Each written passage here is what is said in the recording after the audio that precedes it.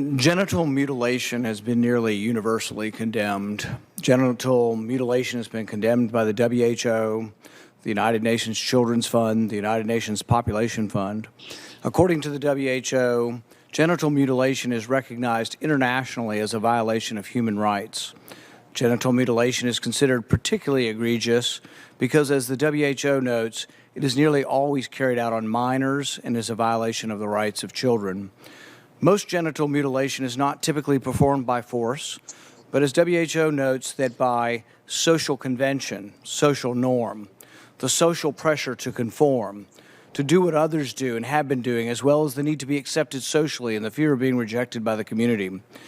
American culture is now normalizing the idea that minors can be given hormones to prevent their biological development of their secondary sexual characteristics. Dr. Levine, you have supported both allowing minors to be given hormone blockers to prevent them from going through puberty, as well as surgical destruction of a minor's genitalia. Like surgical mutilation, hormonal interruption of puberty can permanently alter and prevent secondary sexual characteristics. The American College of Pediatricians reports that 80 to 95% of prepubertal children with gender dysphoria will experience resolution by late adolescence if not exposed to medical intervention and social affirmation. Dr. Levine, do you believe that minors are capable of making such a life-changing decision as changing one's sex? Well, Senator, thank you for your interest in this question. Transgender medicine is a very complex and nuanced field with robust research and standards of care that have been developed.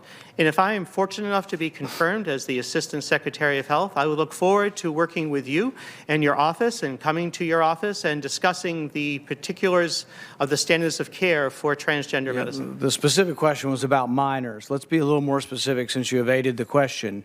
Do you support the government intervening to override the parent's consent to give a child puberty blockers, cross-sex hormones, and/or amputation surgery of breasts and genitalia? You have said that you're willing to accelerate the protocols for street kids. I'm alarmed that poor kids with no parents who are homeless and distraught, you would just go through this and allow that to happen to a minor. I would hope that you would have compassion for Kira Bell, who's a 23-year-old girl who was confused with her identity. At 14, she read on the internet about something about transsexual. She thought, well, maybe that's what I am. She ended up getting these puberty blockers, cross-sex hormones. She had her breasts amputated. But here's what ultimately she says now. And this is a very insightful decision from someone who made a mistake but was led to believe this was a good thing by the medical community. I made a brash decision as a teenager, as a lot of teenagers do, trying to find confidence and happiness, except now the rest of my life will be negatively affected, she said, adding that the medicalized gender transitioning was a very temporary, superficial fix for a very complex identity issue. What I'm alarmed at is that you're not willing to say absolutely minors shouldn't be making decisions to amputate their breast or to amputate their genitalia. For most of our history, we believe that minors don't have full rights and the parents need to be involved. So I'm alarmed that you won't say with certainty that minors should not have the ability to make the decision to take hormones that will affect them for the rest of their life. Will you make a more firm decision on whether or not minors should be involved in these decisions? Senator, transgender medicine is a very complex and nuanced field, and if confirmed to the position of Assistant Secretary of Health, I would certainly be pleased to come to your office and talk with you and your staff about the standards of care and the complexity of this field. Let it go into the record that the witness refused to answer the question. The question is a very specific one. Should minors be making these momentous decisions? For most of the history of medicine, we wouldn't let you have a cut sewn up in the ER, but you're willing to let a minor take things that prevent their puberty, and you think they get that back?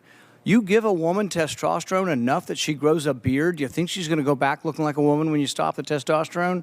You have permanently changed them. Infertility is another problem.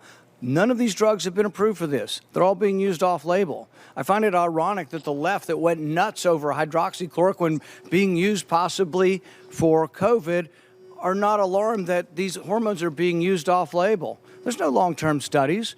We don't know what happens to them. We do know that there are dozens and dozens of people who've been through this who regret that this happened and a permanent change happened to them. And, you know, if you've ever been around children, 14-year-olds can't make this decision. In the gender dysphoria clinic in England, 10% of the kids are between the ages of 3 and 10. We should be outraged that someone's talking to a 3-year-old about changing their sex.